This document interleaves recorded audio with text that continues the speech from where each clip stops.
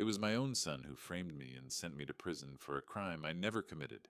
He harmed my child. They thought this old man was broken, powerless, and forgotten, but they never imagined what was about to happen. With just one phone call, everything would change. Before I tell you how it all began, drop a comment and let me know. Where are you watching this from? I want to know who's listening to an old man's story of betrayal and revenge. The cell walls were damp, reeking of old concrete, dried sweat, and rotting hope.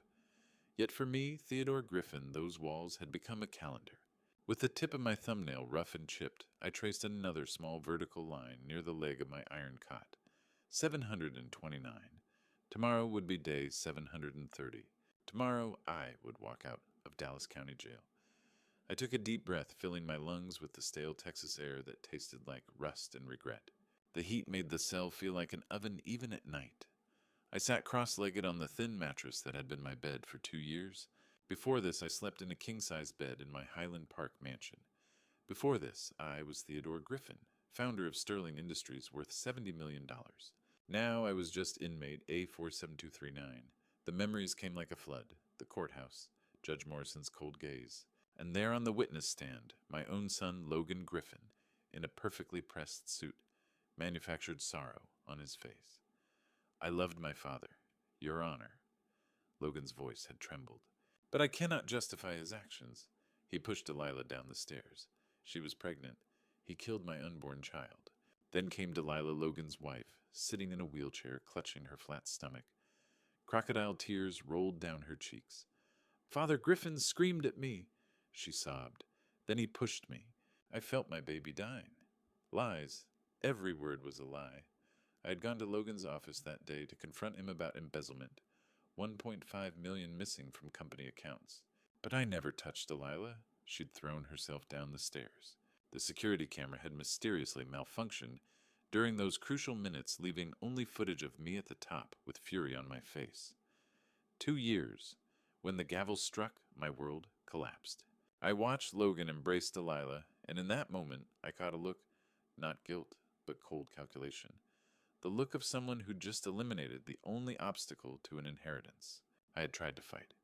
But Logan moved fast, filing an emergency petition to freeze my accounts, claiming I was mentally unstable. Without access to my money, I couldn't hire the attorneys who might have saved me. I was stuck with an overworked public defender who barely looked at my case before advising a guilty plea. I refused. I went to trial, and I lost. Theodore, you daydreaming again, a raspy voice interrupted. Carl Bennett, my cellmate, a man in his 60s, serving time for fraud, my only companion in this hellhole. Just counting Carl, I replied quietly. Tomorrow you walk free, Carl said, folding his uniform. If I were you, I'd be praising the Lord. But you're too calm, Theo, like someone going to the grocery store and not walking out of hell. I allowed a faint smile that didn't reach my eyes. Because the real hell isn't here, Carl, I whispered.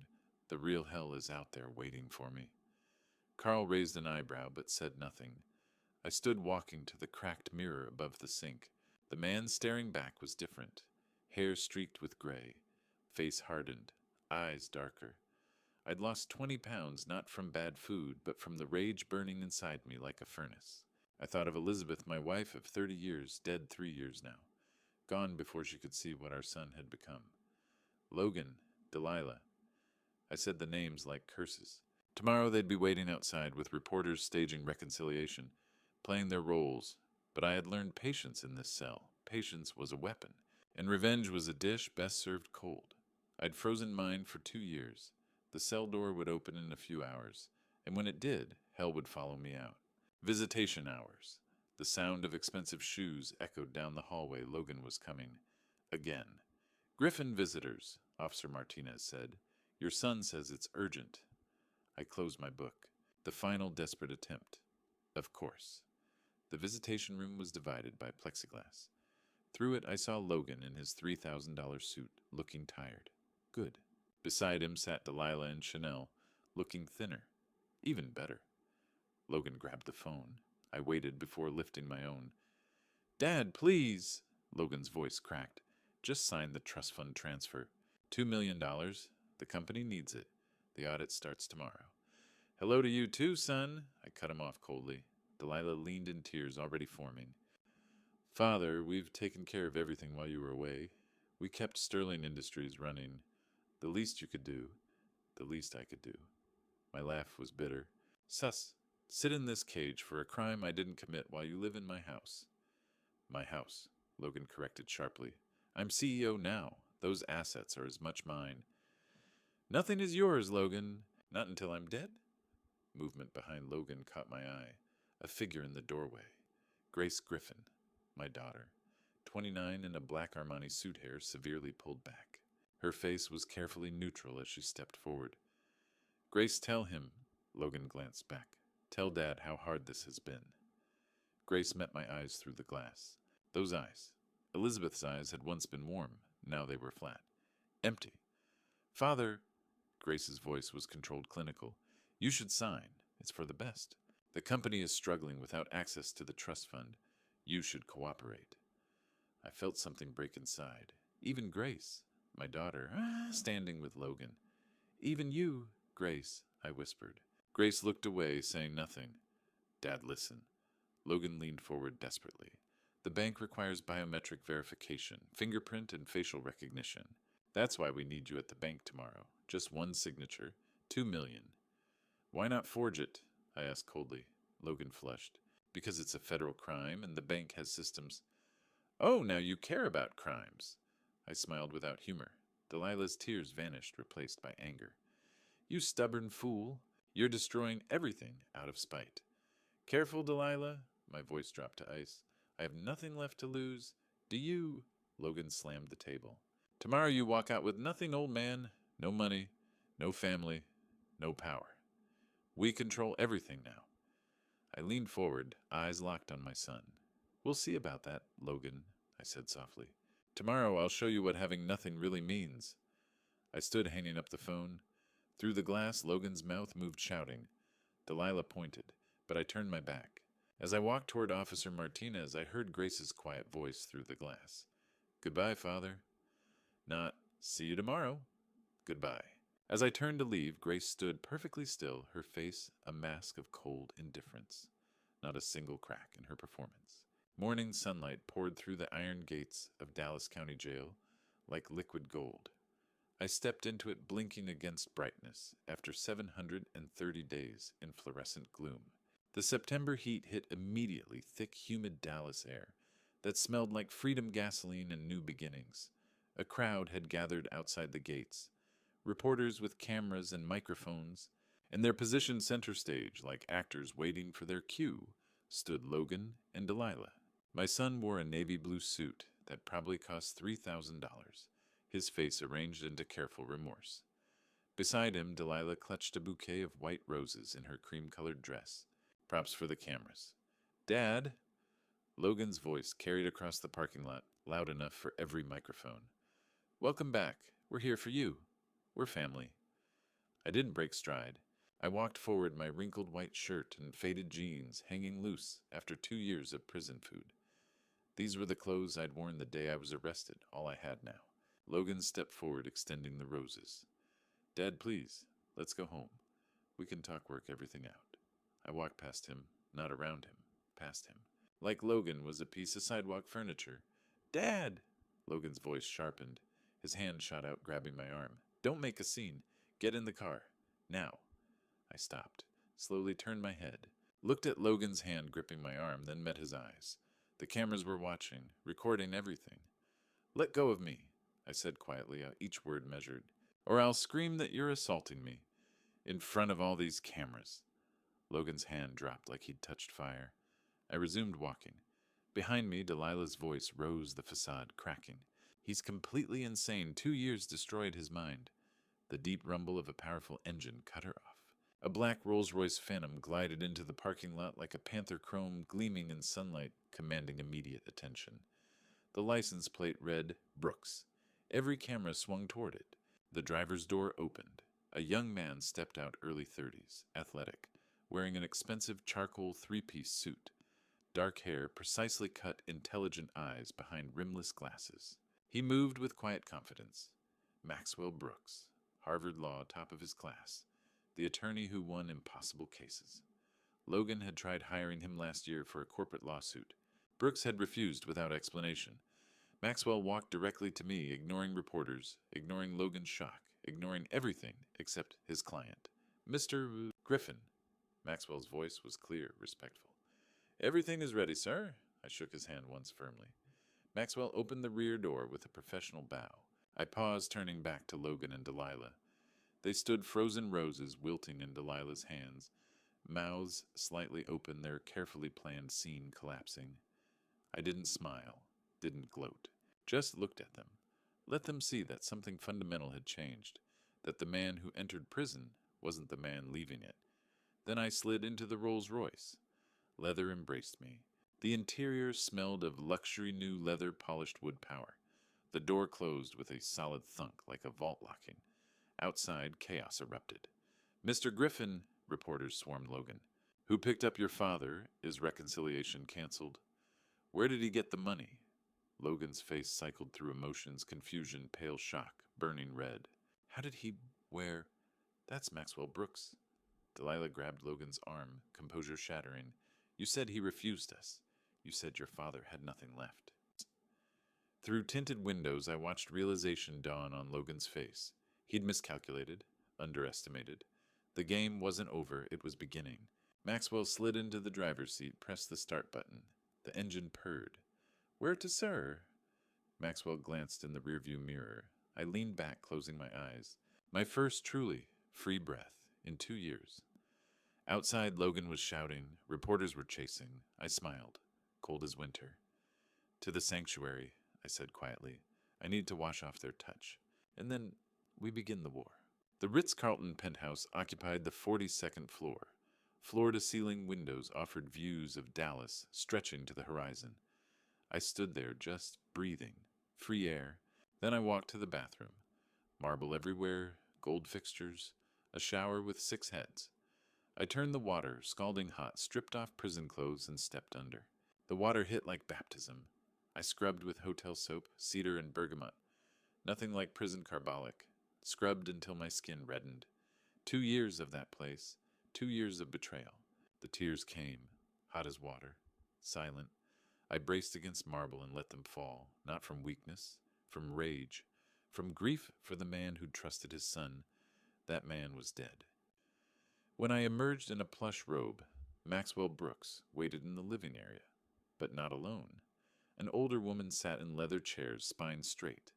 Past 60, silver hair, cut short, sharp eyes. Charcoal pantsuit, plain watch. Mr. Griffin.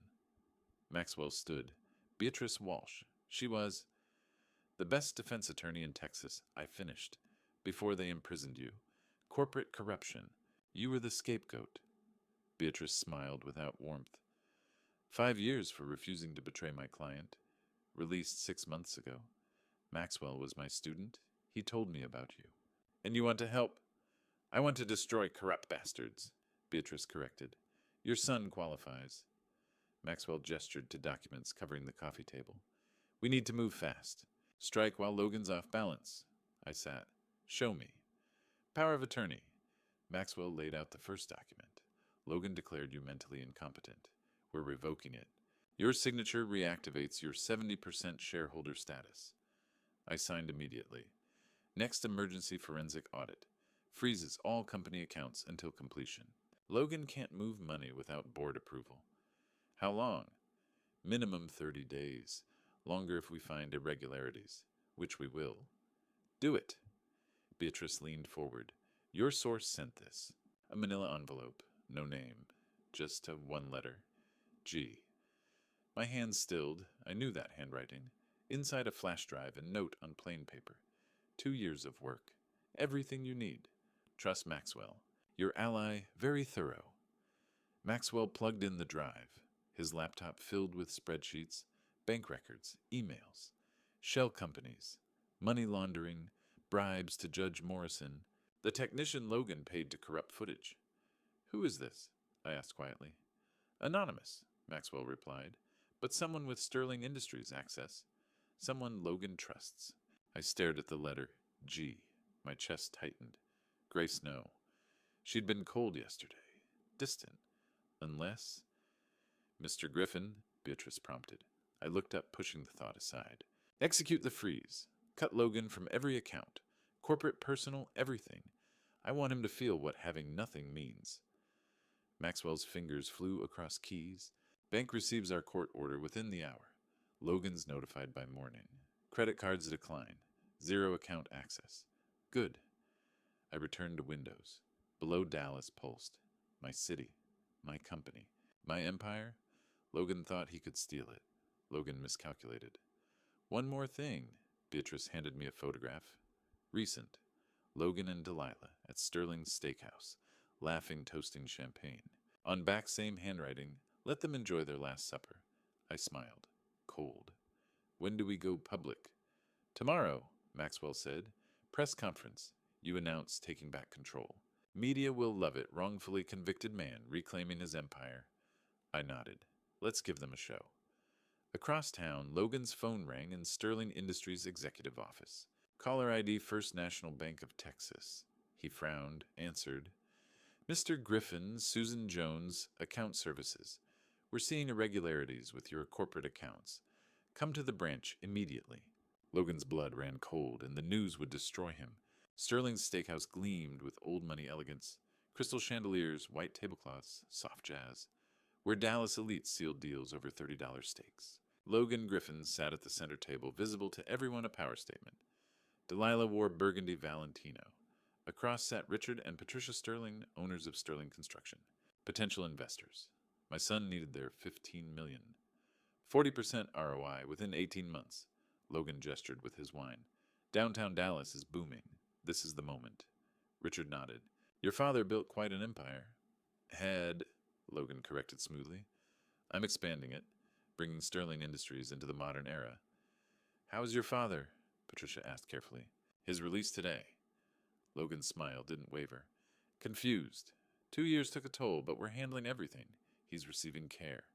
Delilah placed her hand on his. It's heartbreaking, but we're family. The waiter appeared with their bill. $850.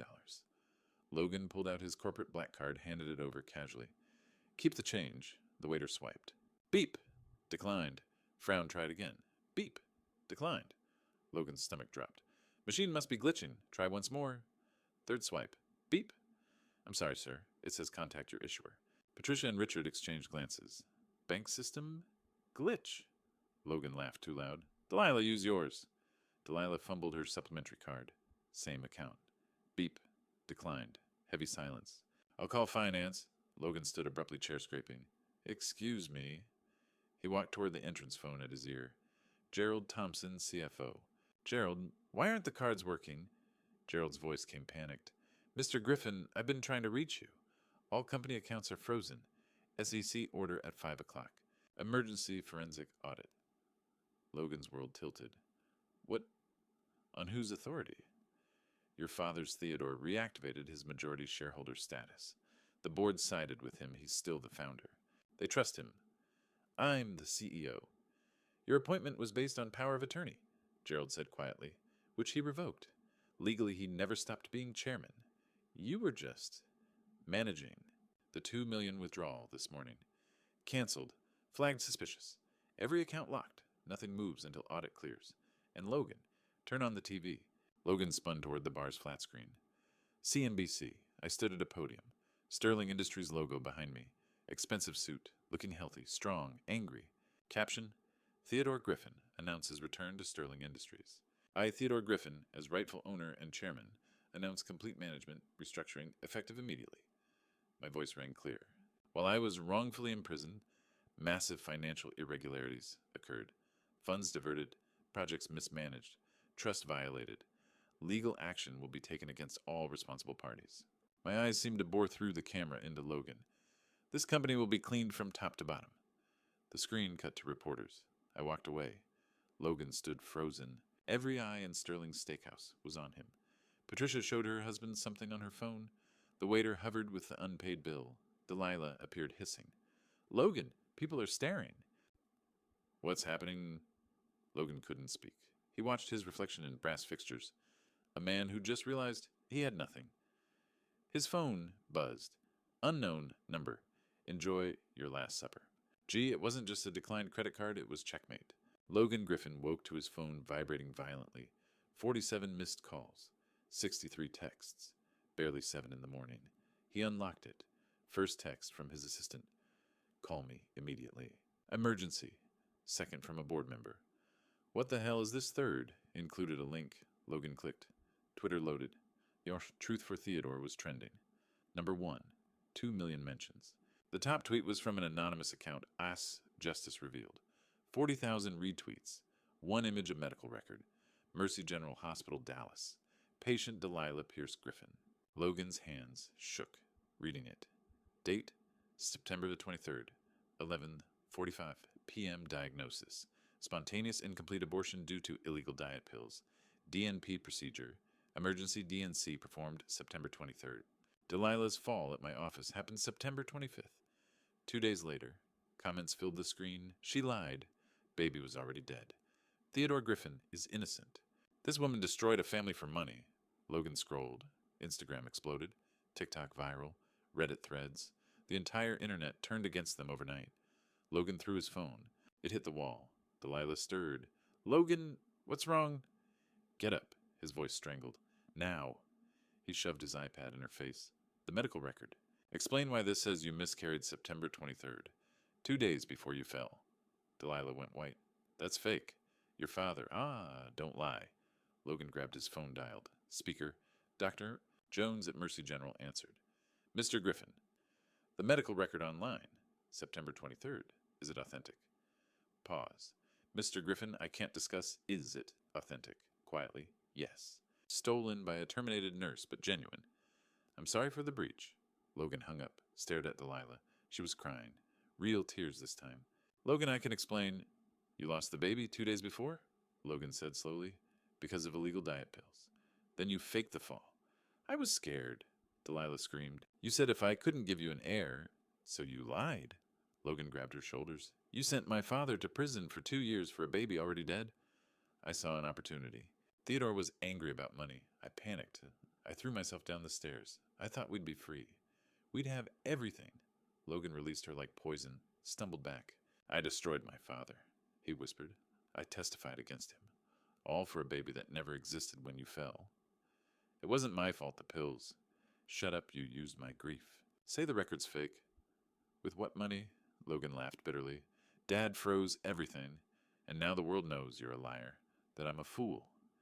You destroyed him because you wanted his money. Delilah's mask cracked, revealing ugliness beneath. Don't pretend this was about justice. You wanted Sterling Industries. I just gave you the excuse.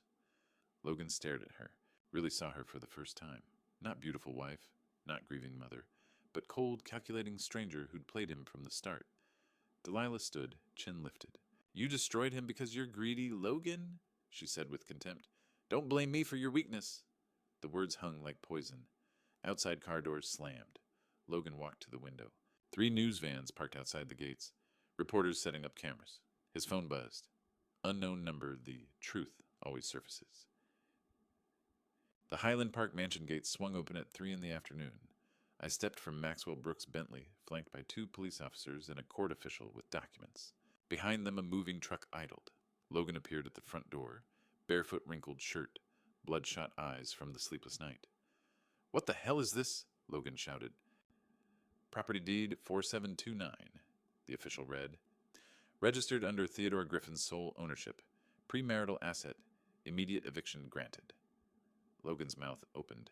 But I'm your son. This is our home. My voice cut like ice. Your home. This is my house. You've been a guest who overstayed and started stealing. Delilah rushed out in her bathrobe. You can't do this. I turned to her. You're no Lady Delilah. Just a parasite who attached to the wrong host. I nodded to officers. Remove personal belongings. Clothes and toiletries only. Everything bought with company funds stays. My dress is my bags, Delilah screamed. Paid for with stolen money. I cut her off. A black BMW pulled up. Grace Griffin stepped out in a navy pantsuit, sunglasses hiding her eyes. Logan's face lit with hope. Grace, thank God. Tell him this is insane. Grace walked past Logan without acknowledgement. Approached me, heels clicking. Father, Grace's voice measured. Please, he's still your son. Can't we handle this privately? My jaw tightened. Stay out of this, Grace. Grace lowered her head. I understand you're angry, but he's family.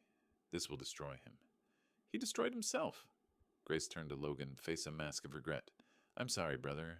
I tried. Logan grabbed her arm. Grace, please call him off. Grace pulled free gently. You made your choices. You chose Delilah over Dad. You chose lies. I can't help someone who betrayed their father. She walked to her BMW without looking back. 30 minutes later, Logan and Delilah stood outside the gates. 3 suitcases, 2 duffel bags. Everything they could prove they'd bought themselves. The gates closed with electronic finality. Neighbors filmed on phones. By nightfall, every Dallas news station would show it. 3 days later, Sunset Motel Room, 2 of 4. Mildew and defeat. The air conditioner rattled spitting lukewarm air. Stein bedspread threadbare carpet dripping faucet. Logan sat on the sagging mattress counting cash for the 3rd time. $180. That was it. Delilah emerged from the bathroom, expensive hair now limp. I can't live like this. 90 degrees. No shower pressure. Roach's Logan. Then leave, Logan said flatly. With what money my accounts are frozen too. You were stupid about a lot of things. Delilah's face flushed. Don't blame me. You wanted your father's company. I just helped. Logan grabbed her arm. Helped you lied about our baby. You were too weak to take what you wanted. Delilah yanked free. So I took it for you. Silence except for the dripping faucet. Logan sank onto the bed, face and hands. Lost everything. Company, mansion, father, sister, dignity. He reached for his phone. Called Grace. 4 rings. She answered. What do you want, Logan? Gracie, please. His voice broke. I'm your brother. Just talk to Dad. Tell him I'm sorry. I'll do anything. Work minimum wage. Live in a studio. Please. Silence. Grace. You made your choice, Grace said quietly. You chose Delilah over Dad. Money over family. You sent our father to prison for something he didn't do. I didn't know about the miscarriage. But you knew he was innocent, Grace interrupted. Deep down. And you didn't care because it was convenient. But you're my sister. I was your sister, Grace corrected. Not anymore. The line went dead. Logan stared at his dark phone screen. Delilah sat in the corner, knees to chest mascara running. They didn't speak, didn't comfort each other, just existed in separate spheres of misery. Outside, a police siren wailed in the distance, growing closer, then fading. To both of them it sounded like a funeral bell approaching. The boardroom on Caldwell Plaza's 40th floor was silent, the kind before executions. I sat at the head of the marble table, 8 board members watching. Behind me, Maxwell Brooks stood with his laptop ready. 9 in the morning, 1 week after the eviction. I pressed a button. The wall screen showed a plummeting red line. During Logan Griffin's tenure, I began net profits fell 40%. Debt increased 200%. But most interesting, Maxwell clicked. Bank transfers appeared, shell companies, money flowing through cracks. $1.5 million to Lux Consulting LLC. Interior design, supposedly. My eyes swept the room. What interior design costs $1.5 million. Who owns Lux Consulting? Asked Richard Garrett, founding board member. Delilah Griffin, Maxwell answered. Logan's wife. Incorporated 3 days after Theodore's conviction. Murmurs rippled. The doors burst open. Logan stumbled in security, reaching but too late. Jeans, wrinkled shirt, no tie. Hair uncombed, face unshaven, eyes wild. I'm still the legal CEO, Logan shouted. This meeting is invalid. I didn't turn. You're nothing, Logan, just a thief. That was business diversification. You don't understand. It's embezzlement. Maxwell cut him off. Federal crime. Aggravated because of your position. I stood slowly.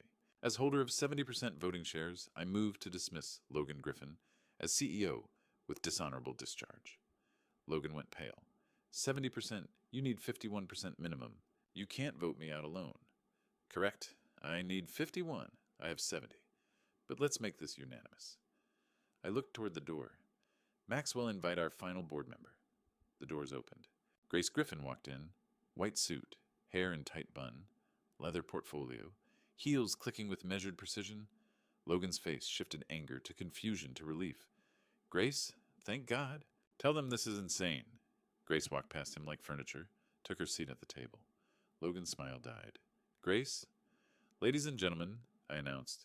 Grace Griffin, holder of 30% of Sterling Industries shares inherited from Elizabeth Griffin's private trust.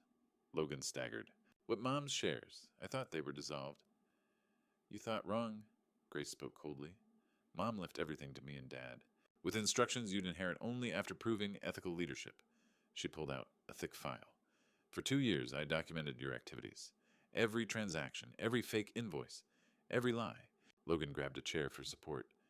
You were helping Dad all along. When you visited prison, when you acted like I'd turned my back on him. Grace's voice cracked. I pretended to side with you, Logan. I stood in that visitation room and called our father unstable. I attended your dinners. I listened to your plans. She hardened. And I collected evidence. Every email you sent me.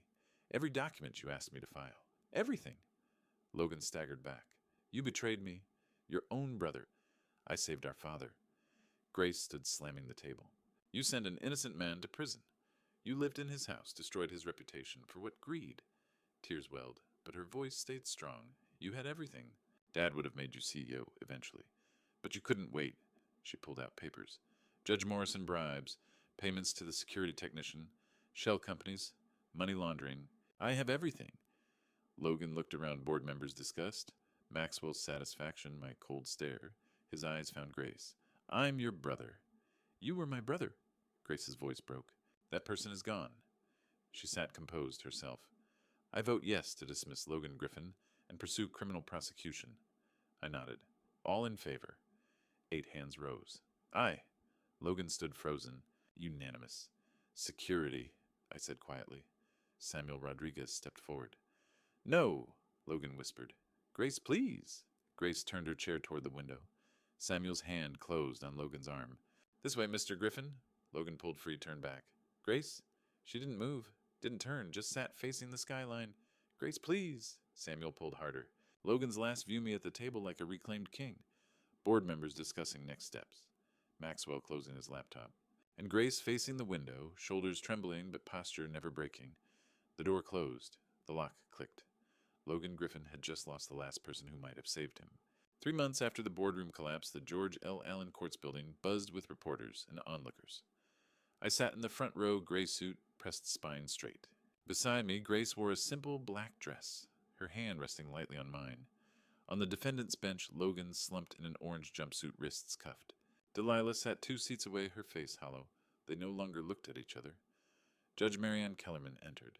The room rose. Mr. Logan Griffin. The judge began, her voice cutting through the silence. You have been found guilty of embezzlement, wire fraud, bribery, and conspiracy to commit perjury.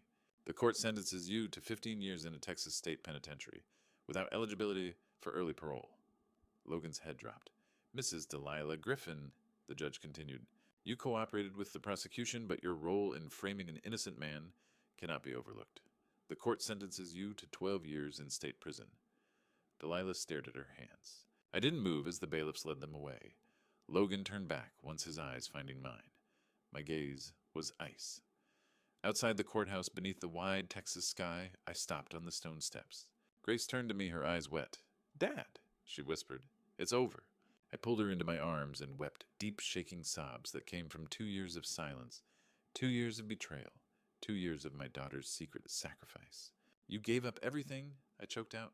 2 years pretending to hate me. Grace held me tighter. I couldn't let him win, Dad. You're the only family I have left, I said, voice raw. The only one who stayed. She pulled back, wiping her tears. And you're mine. That's all that matters now. Behind us, Maxwell Brooks and Beatrice Walsh stood quietly.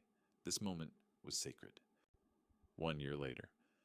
I sat across from Logan in the visitation room of the Texas State Penitentiary. Logan's face was gaunt, his prison uniform faded. Dad, Logan said softly, I know I don't deserve it, but... I slid a manila envelope across the table. Logan's hands trembled as he pulled out the document. His eyes scanned the words. Transfer of ownership. Sterling Industries. Grace Eleanor Griffin, 100% shareholder and chief executive officer. You're giving her everything, Logan's voice cracked. I already did, I said flatly. 6 months ago. It's hers now. Logan looked up desperate. And me? I leaned forward. You are no longer my son, legally, emotionally, financially. You chose greed over family.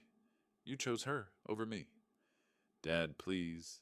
Don't, I stood. You will serve your 15 years, and when you get out, you will have nothing. No name, no legacy, no father. I turned toward the door. Dad! Logan's voice broke. I'm sorry. I paused my back to my son. For a moment, the room held its breath. Then I walked out. The steel door clanged shut behind me. Outside, the Texas sun blazed over the flat horizon. I walked toward the black sedan. Grace leaned against it, arms crossed, a small smile on her face. "How did it go?" she asked, gently. "It's done," I said. She nodded. "Good." I looked at her, my daughter, my partner, my only true family. "You ready to run an empire?" Grace grinned. "I've been running it for 6 months, old man." I laughed, a real laugh, the first in years. As the car pulled away from the prison, I glanced once in the side mirror. The gray walls grew smaller, then disappeared. The past was buried. The future was ours. This is my story, a true story of betrayal, sacrifice, and the price of loyalty. I'm Theodore Griffin, and I'm sharing this on Grandpa's Stories. Because I want you to learn what I learned the hard way. Family isn't just blood. It's who stands by you when the world burns down around you. Don't be like my son Logan. Don't let greed blind you to what truly matters. Don't betray the people who built everything you have. I lost my son forever, not to prison, but to his own choices. And I gained a daughter who proved that real love requires sacrifice. God gave me Grace for a reason, to remind me that loyalty and integrity still exist in this broken world. She pretended to abandon me for 2 years just to save me. That's the kind of person worth fighting for. So here's my advice from this true story. Choose your family wisely. Choose character over convenience. Choose loyalty over greed. If this Grandpa's Stories true story touched your heart, please leave a comment below sharing your thoughts. Subscribe to the channel so you never miss stories like mine. And if you believe in second chances and the power of loyalty, hit that share button. Let's keep real values alive together.